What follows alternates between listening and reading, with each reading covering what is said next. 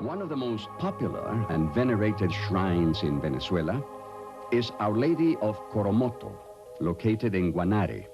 It was here on September 8, 1652, that Our Lady appeared to the chief of the Coromoto Indian tribe in his hut after he angrily refused to attend the classes of catechism and prayer offered by the Spanish.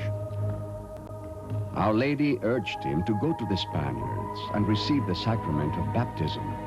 But filled with anger and fear, the chief threw his spear at him. The Indian women who were also present during the apparition described the vision as being completely surrounded with light as brilliant as the sun, but which did not hurt their eyes. Our Lady appeared to the chief several times, and he responded the same way and always with the same answer, by throwing things at her and telling her to disappear. Our Lady's image appeared in one of the artifacts he threw at her. And it is this image that is most venerated in Guanare today. One day, the chief was bitten by a poisonous snake, and feeling death creeping near, he asked to be baptized and urged his fellow tribesmen to receive the sacrament of baptism and to embrace the Catholic faith. The chief died baptized. And soon these events were heard in all of Venezuela, where Catholicism grew in a gigantic and fervent movement. Today, Catholicism remains the national religion of Venezuela, with over 96% of the population Catholic. Over the course of the years to follow, Our Lady would continue to manifest visible signs of her presence among the people, reminding them of her role as mother and protectress of the faith. It is in Venezuela, once again, that the Blessed Mother has chosen to make her presence known. The place, Finca Betania, a small farm located within the parish of Our Lady of the Holy Rosary in the province of Miranda. It is here that a fascinating occurrence is taking place.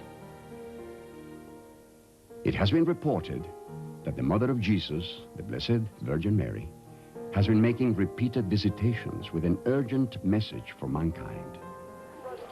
Unlike many reported apparitions in which only a few chosen people see Our Lady, thousands of people here in Betania claim to have seen her. People of all faiths, classes, and occupations have witnessed the apparition. She appears suddenly, bathed in light, accompanied by the sweet perfume of roses and other phenomena. People report seeing the apparition without experiencing a trance or ecstasy. Her hair is going up. Yeah, she's beautiful. She's real big. Going up? Yeah, she's big. She's just standing there. The Virgin does not appear in a consistent fashion. Various witnesses claim she resembles Our Lady of Lourdes with a blue sash.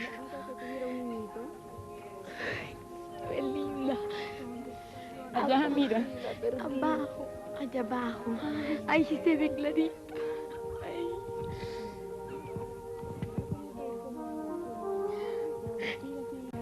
Others have seen her resembling the image on the Miraculous medal, Our Lady of Mount Carmel, or Our Lady of Sorrows.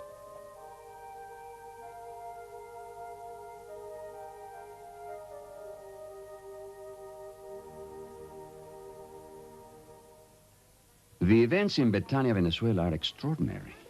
The apparitions continue to be reported. This, however, is not the first time that masses of people have claimed to witness the visible presence of the Blessed Mother in an apparition.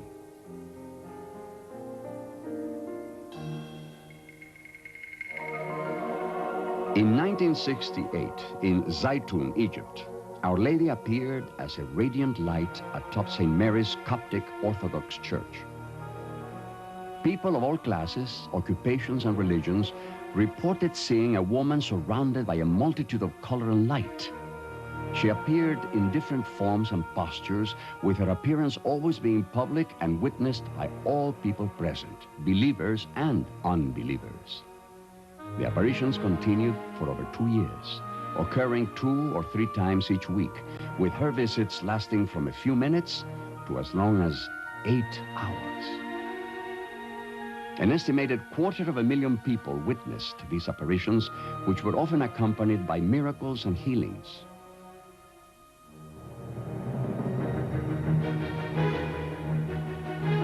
Today in Ukraine, a similar phenomenon is being reported. On April 26, 1987, on the exact day and hour of the anniversary of the Chernobyl accident, a young schoolgirl saw the Blessed Virgin Mary on the balcony of a church. News of this appearance quickly spread. Soon, masses of people were gathering to witness Our Lady's appearance above the dome. Today, word of her appearance at open field shrines in Ukraine have reached the world, and unconfirmed reports indicate that eyewitnesses number in the thousands. Why are so many people reporting appearances of the Blessed Mother? And why now? Is she making her presence known in Betania? Father René Laurentin, a world-renowned author and Mariologist, has traveled throughout the world investigating many of these reported events. He believes the multitude of apparitions are an urgent call to a world headed for self-destruction. There are very serious and grave situations in the world today, so there are many reasons for the Virgin to appear and alert us. She speaks globally of moral risks, of liberal sexual immorality and materialism. The world has rejected God, and it is quietly and patiently abandoning itself to sin. It is like we are sitting on a branch and cutting ourselves off. So now we are experiencing the consequences. The world is destroying itself by the consequences of sin, and we cannot draw ourselves out of it by ourselves. So, the Virgin is calling us to return to the essentials. She asks for prayer and conversion, telling us that God exists and that we must turn back to God. It is only there that we will find our liberty and freedom. Unlike Zaitun and Ukraine, Our Lady's appearances in Betania are very different. Today, even though thousands claim to have seen the Blessed Virgin in Betania, she has chosen one special soul to communicate her messages. Maria Esperanza Medrano de Bianchini is the principal visionary to receive messages from the Blessed Mother.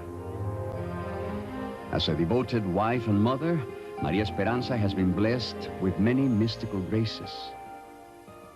Hailed by many as one of the most incredible mystics of our time, she has often been compared to the famous Italian mystic and stigmatist Padre Pio. Some of the many charisms Maria is reported to be gifted with are the ability to read souls, bilocation, transfiguration, levitation, and the stigmata, which she receives every Good Friday. She, like the alleged visionaries in Garabandal, Spain, has been witnessed mystically receiving communion hosts on her tongue. She has also been blessed with the perfume-like odor of sanctity, that of sweet-smelling roses that are said to surround her, and many claim she possesses the gift of healing.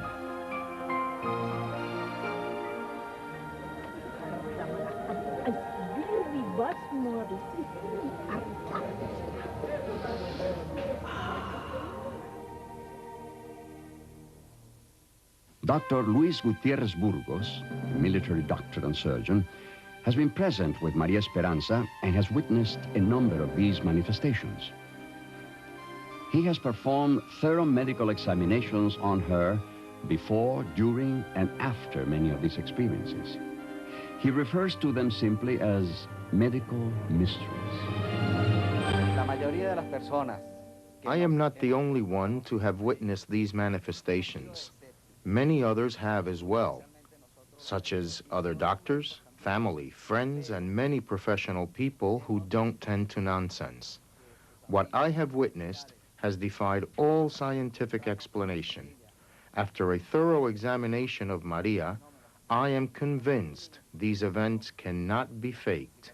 The only explanation that I can offer is that something more powerful than the laws of nature, something of a divine origin, has occurred. Throughout the history of the Catholic Church, mystics have been viewed with great reserve, even skepticism. The Catholic Church has never conferred its stamp of approval on an alleged mystic during his or her lifetime. Maria, like others before her, must stand the test of time.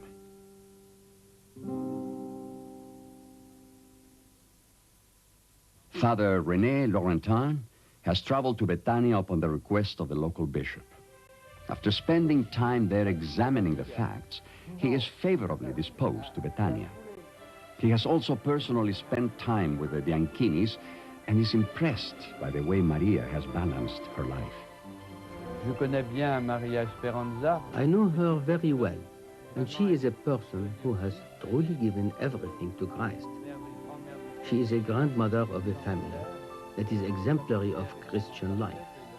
Maria Esperanza radiates prayer and perfected prayer so it can't be channeling.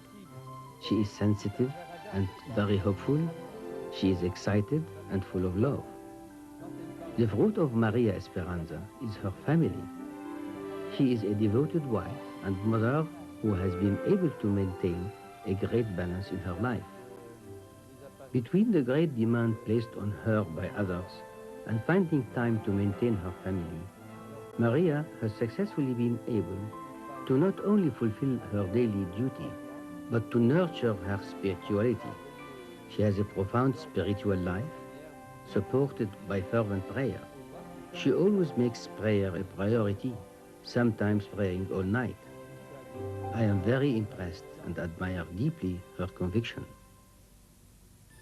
Throughout her life, Maria has experienced private apparitions of the Blessed Mother, Jesus, and various saints.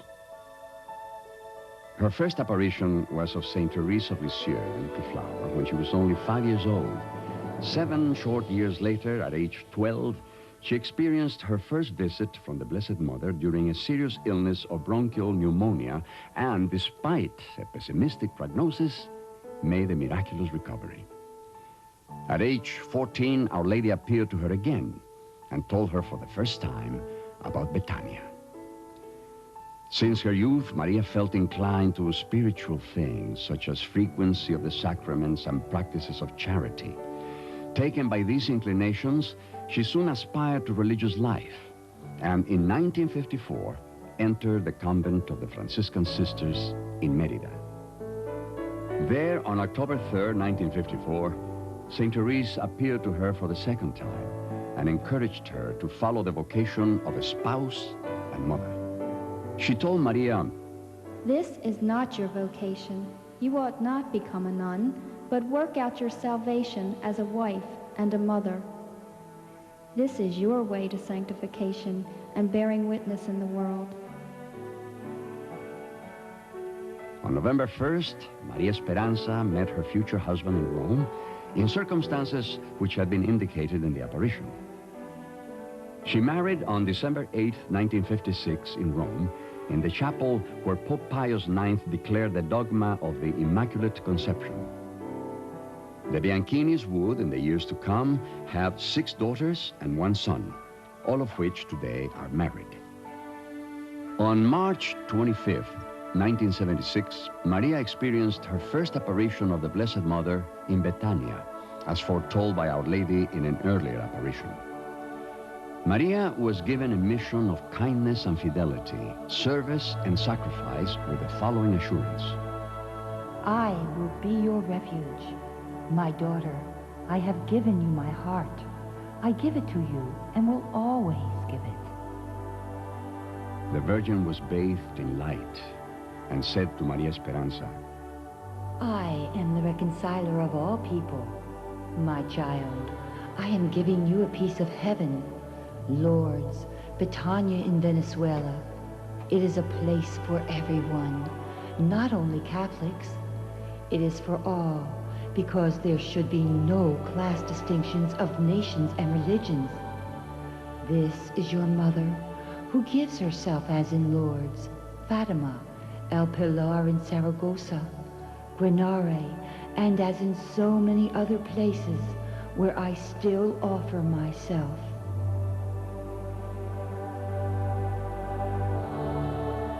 For the next 2 years, Maria would continue to experience private visitations with Our Lady. The Holy Office in Rome was first alerted to these events in 1978. It was on March 25, 1984, that the apparitions underwent a dramatic transformation, changing from private apparitions to public.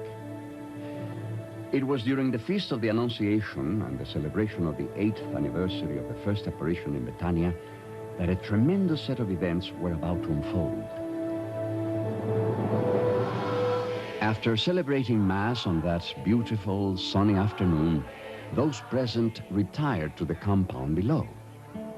While they were relaxing and enjoying their picnic lunches, some children were playing by the water of the cascade, when suddenly a woman of stunning beauty appeared above the waterfall. She held a rosary in her hand and was bathed in light. Her appearance lasted a very short time.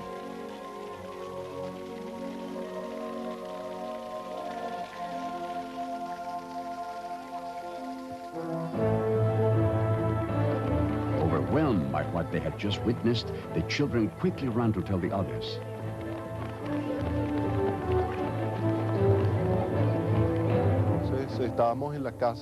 We were in the house, in the country house, when all of a sudden we heard some children calling us. They said they were starting to see the Virgin. The Virgin, they said. It surprised us. We thought that it had to be a fake apparition or actually just child's play.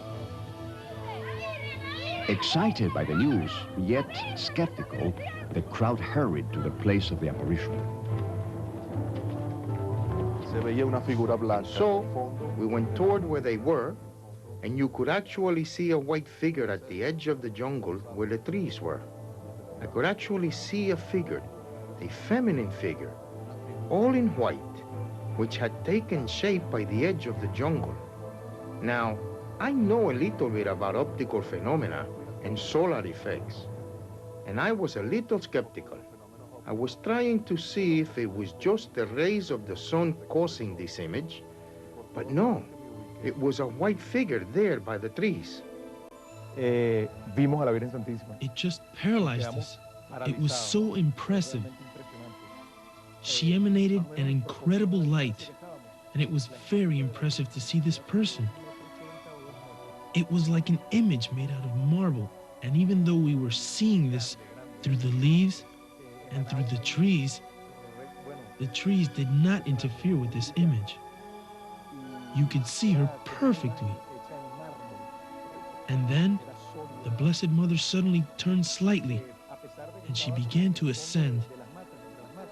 It looked as if this marble was turning into dust. It was as if this solid form was turning into dust and she was disappearing. In that moment, it was as if there was no wind and no time. Then suddenly, she disappeared, and an incredibly strong breeze came over us, and many of the people fell to their knees.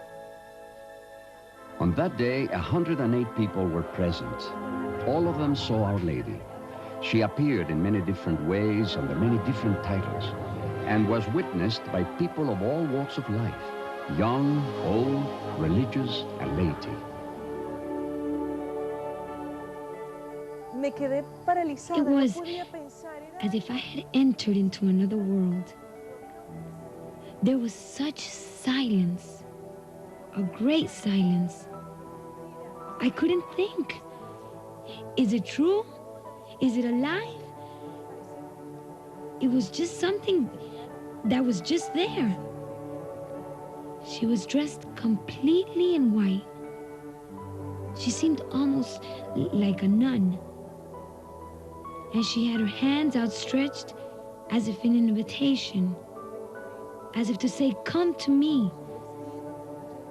I didn't see her face, but I saw her hands and her feet, which looked tan. Her dress was brilliant, as if though covered with diamonds. And the same wind that was blowing through our hair and clothes was blowing through her hair and her clothes. Her dress was moving in the breeze. It was just such a beautiful, brilliant white. A white I had never seen before. Very beautiful. And at that time, I turned around. I was looking at everybody. And many people were crying, but everybody was so incredibly silent, as if though paralyzed. And even though their faces were serious, their tears were rolling down their cheeks very spontaneously. It was such a joyful moment. And what I felt was, it was like a silence within me. It was such a profound feeling, something very, very deep. It was as if though she penetrated me, and I felt such a peace. A peace so deep that you felt as if you were in heaven. It was so beautiful. It was so beautiful, I cannot explain it. It is such a warmth that you feel inside. There are simply no words to explain it. Our Lady made 7 appearances that day in Betania, with her visits lasting from 10 to 15 minutes. The last apparition lasted half an hour. On that day, she gave the following message. My children, I am Mary, Virgin and Mother, Reconciler of people and nations. I come with my Son in my arms to reconcile you. O sublime hope for all, pray the Rosary. My children, you have seen and felt me, experiencing the reality that I live among you. Continue faithful to my call, and let us walk the way together, for I will guide you. From March 1984, the crowds grew larger and the apparitions became more numerous, particularly on Saturdays, Sundays, and feast days. On November 21st, 1987, Monsignor Pio Bello Ricardo, Bishop of the Diocese of Los Teques, after a thorough investigation, issued a pastoral letter approving the apparitions, thus making this the 4th apparition site to be approved within the 20th century. Los efectos que se producen en el Finca Betania todos han sido buenos. As far as I can see, all the results from Betania are positive. People who have abandoned all religious practices for many years recover their faith in Betania. People who are in danger of losing their lives and their souls find themselves again in Betania. So the effects of the apparition in Betania are perfectly agreeable with the Church's criteria for favorably judging apparitions. The apparitions here in Betania have been approved in their authenticity. My declaration is that these apparitions are authentic and supernatural and are of divine origin. In his pastoral letter to Rome, he states, the apparitions here have engendered a search for God and for interior life, openness and obedience to the Church, solidarity and fraternal sharing. The place where these apparitions have occurred be considered as sacred, and that it be considered as a cause of pilgrimage and a place of prayer, reflection and worship in which liturgical acts can be carried out, especially the Mass and the administration of the sacraments, always following the laws of the Church and the norms of Diocesan Pastoral Council. Since the approval of these apparitions of March 25, 1984, it has been reported that the alleged apparitions continue, and many people claim to see Our Lady in Betania. Although no formal commission has been appointed by the bishop to investigate the alleged recent apparitions, the bishop remains favorable and continues to closely monitor the events in Betania. He has welcomed the Virgin's request for construction of a church in honor of Our Lady, the Reconciler of peoples. Known and venerated in Betania as Reconciler of people and nations, Our Lady stresses the great importance of reconciliation with God, family, and neighbor. Her messages represent a call to restoration and deeper penetration of the Catholic faith, especially urgent in a world in which so many deny God. Encouragement for more frequent reception of the sacraments, especially reconciliation and the Eucharist. They represent a call for solidarity, responding to charity and social justice, especially with the poor, the forgotten, the sick, and the needy. They have consistently evoked an urgent call for penance and an increase in prayer, especially the Rosary. A need to pray for the church, priests, the conversion of sinners, and for peace in the world, as well as for the impending risks that threaten humanity. O sea, nos está llamando, nos exhorta. Our Blessed Mother is calling us, exhorting us to pray the Rosary. The Rosary, it is that which can placate the thirst of revenge in men, in those who want to, who try to destroy their brothers through their desire to have material riches. They believe they can obtain everything through their weapons and armaments, but it is only the Rosary that is going to achieve this. The ones who have this will have success.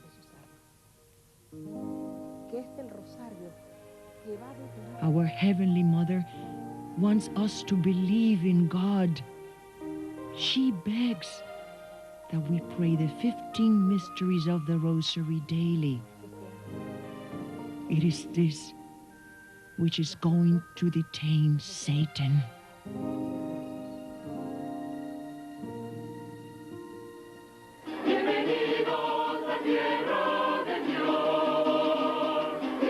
The fruits of the apparitions are positive, with renewed spiritual fervor and conversion taking place.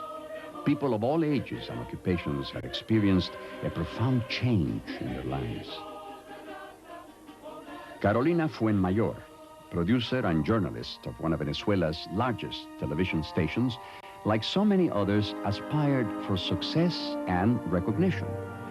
While working on a television program about the events occurring in Betania, Carolina found herself experiencing a conversion in her life that would cause her to reevaluate her priorities. There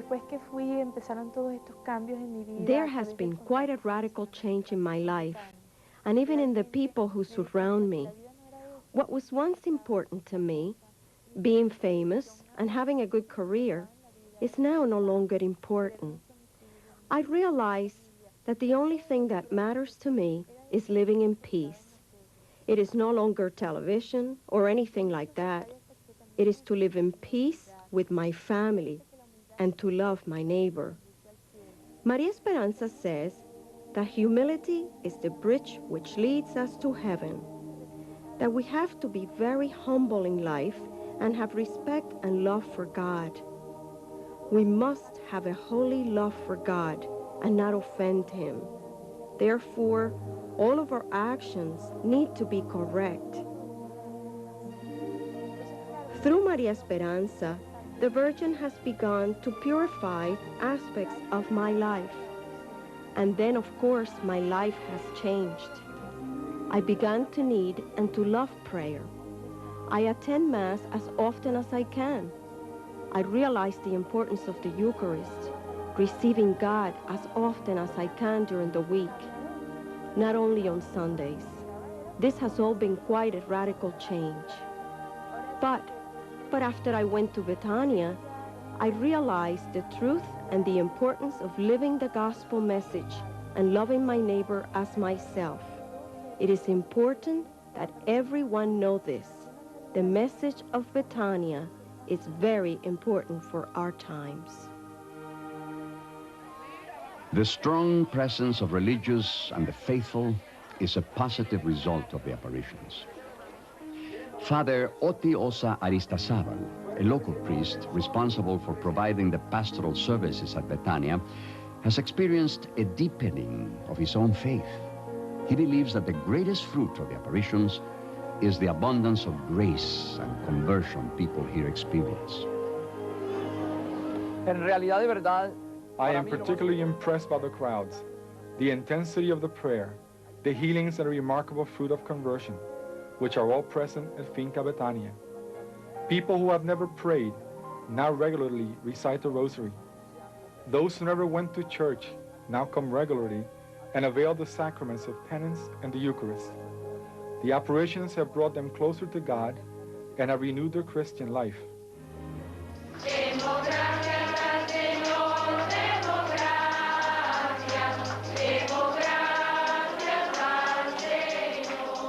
In addition to the profound spiritual conversion taking place, incredible phenomena has deepened the faith of many.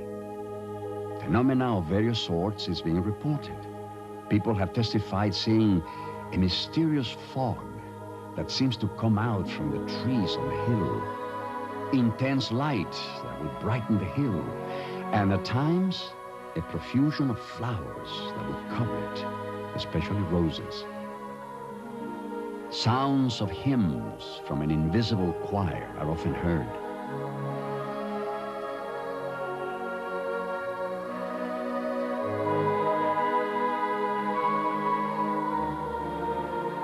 Still others have reported strange lights and movements in the sun. The water from the cascade at times acquires the perfume of roses, while others claim to have received mysterious rose petals from the heavens. Like many other apparitional sites, strong evidence of miraculous photophenomena abound.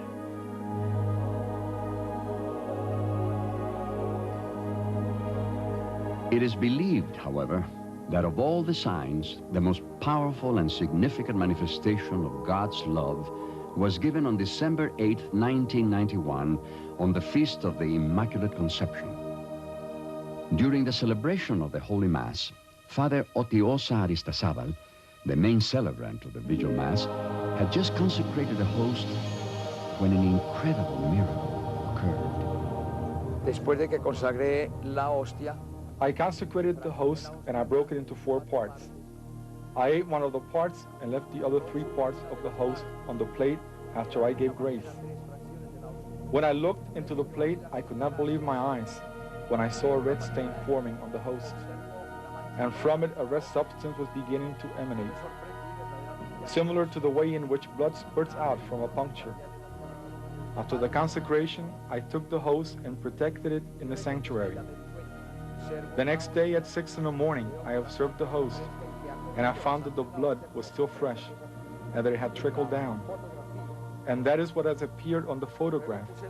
After that, I put the host in the monstrance, as you can see here, so the faithful ones could observe it. All in attendance witnessed this miracle. Later captured on videotape by an amateur photographer, this remarkable sight can be seen. As I first saw the host, my real reaction in my head was, holy, it's red, it's real blood. You know, I realized what I had said to the Blessed Sacrament, but that was my reaction. It was quite amazing. I stood there and filmed it, I guess, for half a minute or so, and I remember it very well. He actually stopped and held it steady for me to film. And I was trying to keep myself steady, and I was trying to keep my camcorder steady, because I could see the blood flowing out of the host. It was just flowing down, and then you could see it collecting in the bottom of the glass. It was the most incredible thing you could possibly imagine, coming, you know, and you could see that it was blood. There was no mistaking it. I kept looking this way, you know, while I was filming it. I was taking my eyes away from the the lens so I could see it with my eyes and going back again. And it was absolutely astounding. There was no question that this blood was just flowing out of the host. Okay, I was on the altar. I couldn't be more than 2 feet away from it. And I saw the red dot on the host, and like a line coming off of it, dropping from gravity to down, and it was a host bleeding right there in front of me. This miracle, this happening, as far as I'm concerned, it just couldn't be fake. There's no way someone could do this. I was there, I was close to it, I saw it. I believe it so much that my own life has changed, and I have gone now, ever since that day in Betania, I go to church every day. Go to church, go to confession, go to communion, receive him, receive his body, because that's what he wants. That's what all this is all about, I believe, is just bringing everybody closer to Jesus. And he is alive. I have always been a priest, with much devotion to the Blessed Sacrament ever since I entered the seminary. I used to wake up at 5 in the morning to adore Jesus in the Blessed Sacrament. To be this miracle is a call to conversion, our call to Eucharistic devotion, that our faith must be Christ-centered and Eucharistic. It demonstrates to us that Jesus continues bleeding in the host because of the sins of men. He bleeds for the sins of this world, for what has taken place within this century, and above all, for the violence, hatred, and anger that is in the hearts of men. The bleeding host was then taken to the bishop's residence and later submitted for thorough medical examinations at a leading forensic laboratory in Caracas, Venezuela, whose technical and scientific expertise is nationally recognized. The results of that investigation revealed a startling discovery. The substance excreted from the host was found to be human blood.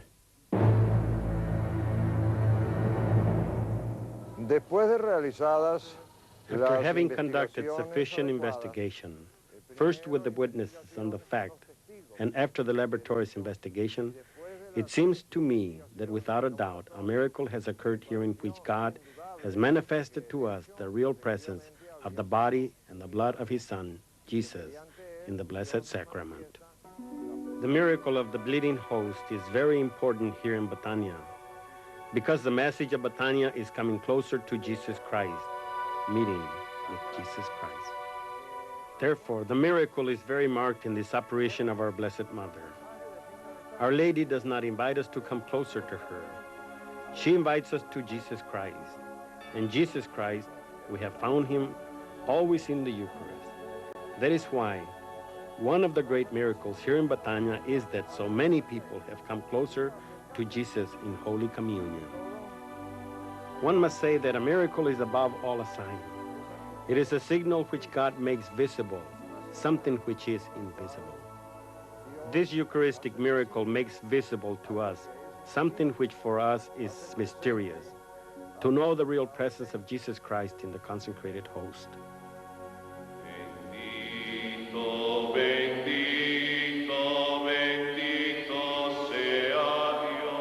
Today, this Eucharistic miracle resides in an ad hoc reliquary at the bishop's residence in Los Teques. In addition to the incredible manifestations being witnessed, the healing presence of Jesus reaches far beyond Betania.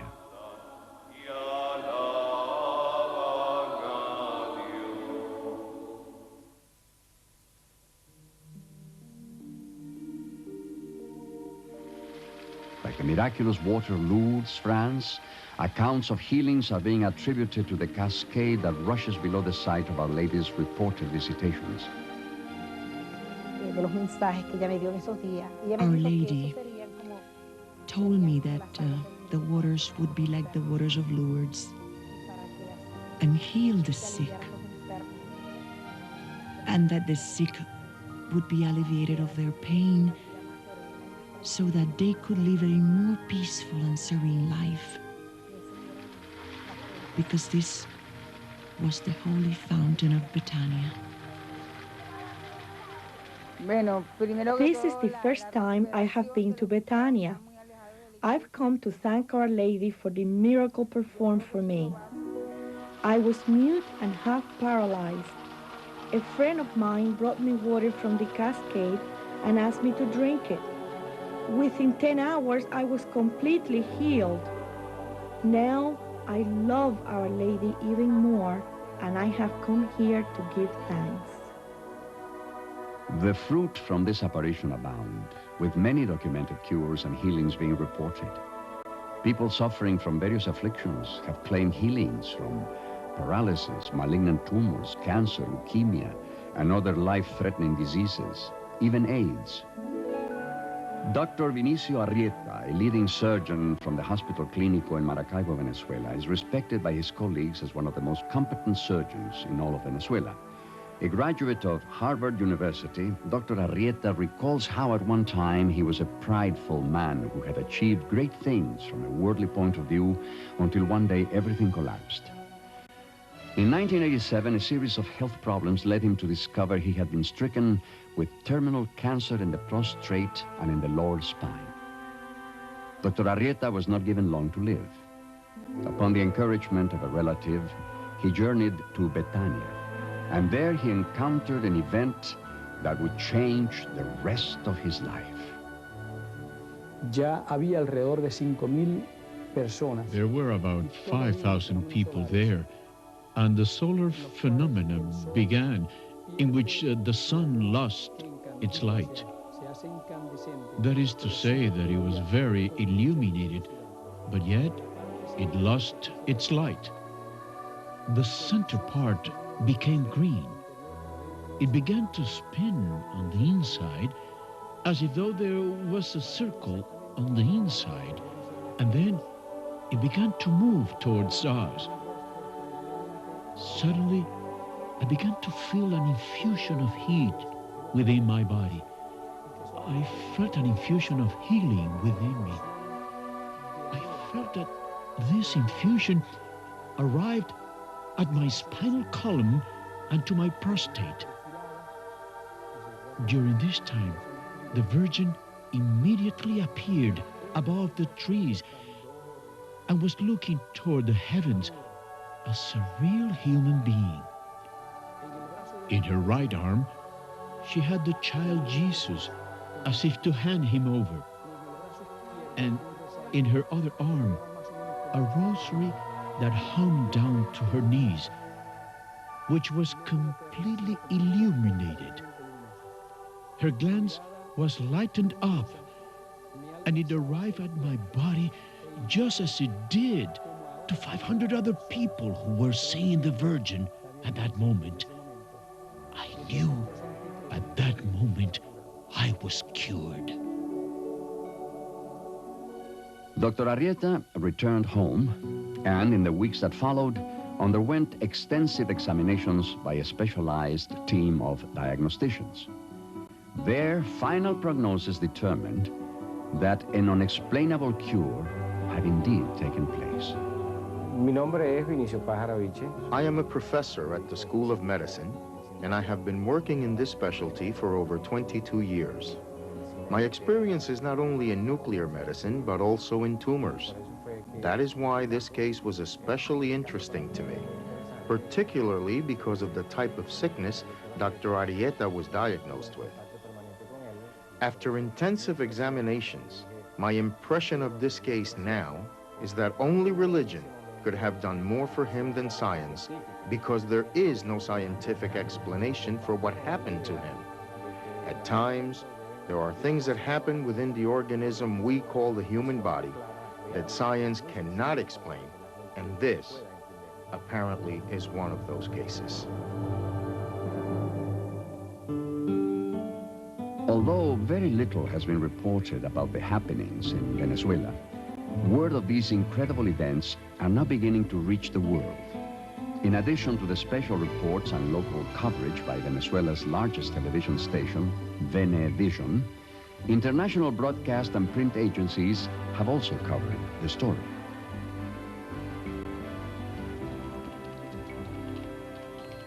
Michael Brown, noted author and journalist, is respected worldwide for his work as an investigative reporter.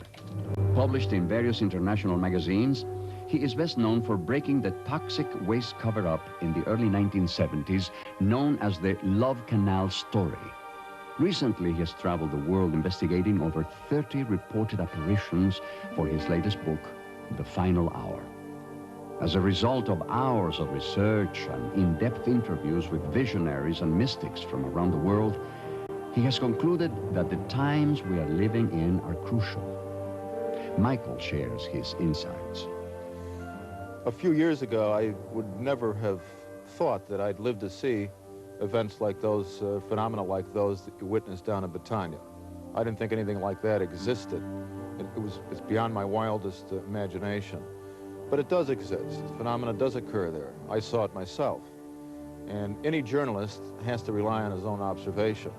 And then I listened to Esperanza, and I listened to what she had to say. Because this isn't just a light show. There are things that go with the phenomena, and those are messages for the entire world. What she is saying that the Virgin has conveyed and wants to convey to all of humanity is that we're approaching a very serious moment soon. That this is a time of decision for mankind. Either we go towards evil or we go towards God. We can't risk anymore, the Virgin is telling her, divine wrath. There are going to be cataclysms and major wars if mankind continues to descend into the pit of sin. So it's a tremendously urgent call to mankind to convert, to pray, to fast, to love, to have faith in God and devotion to God. And if this doesn't come about, then I personally am convinced that we're going to see some of the events we've been warned about at Betania and many other apparitional sites around the world. As a result of the increasing worldwide exposure the events in Betania are receiving, people from around the world have come seeking healing and truth. Halina and Joe Swerlick have made a difficult pilgrimage to Finca Betania from Dearborn Heights, Michigan. They have come in search of God's will for their lives and in hope that their son may receive a cure.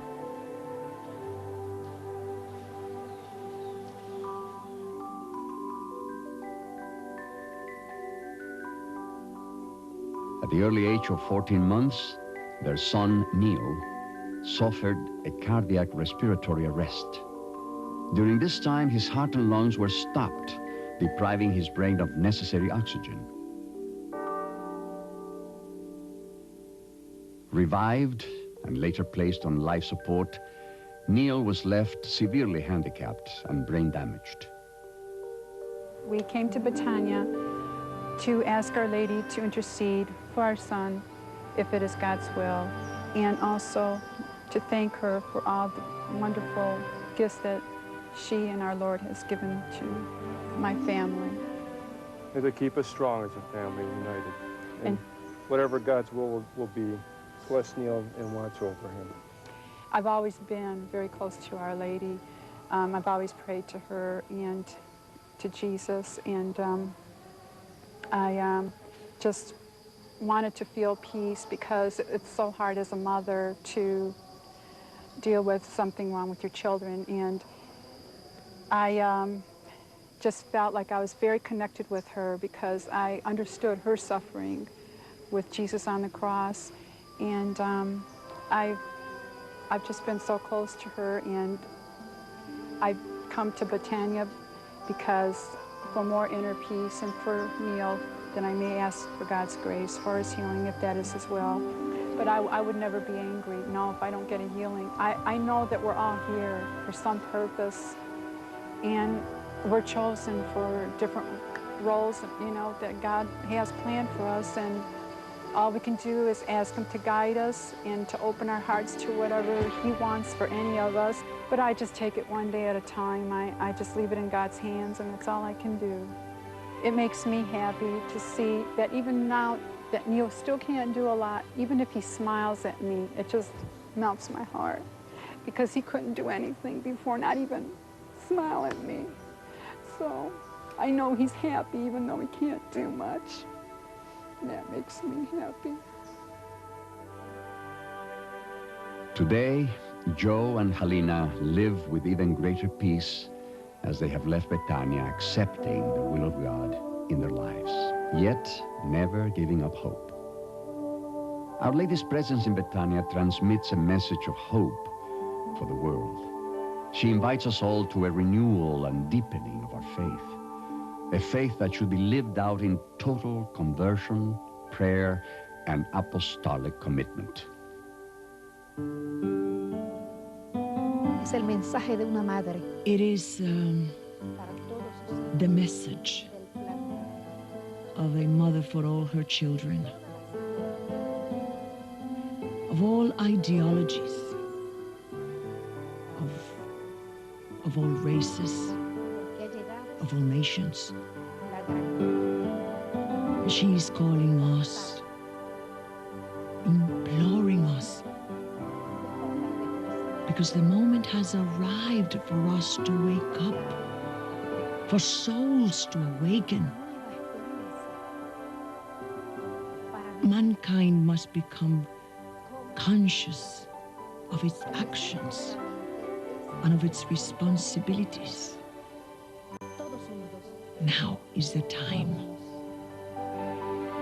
It is time that man realizes why he is living.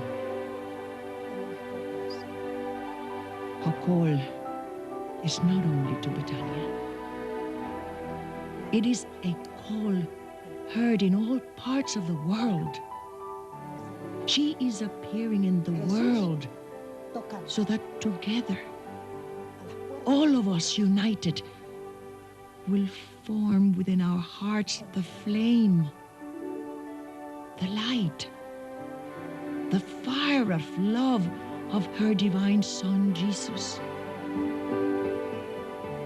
He is knocking on the doors of our hearts through the request of his mother, that we unite and reconcile with one another and live the gospel.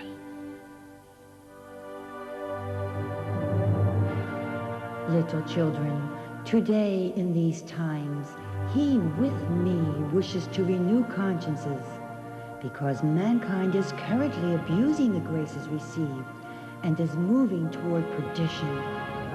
If there is no change and improvement of life, he will succumb under fire, war, and death. We want to stop the evil that suffocates you, the evil of rebellion, and overcome the darkness of oppression by the enemy.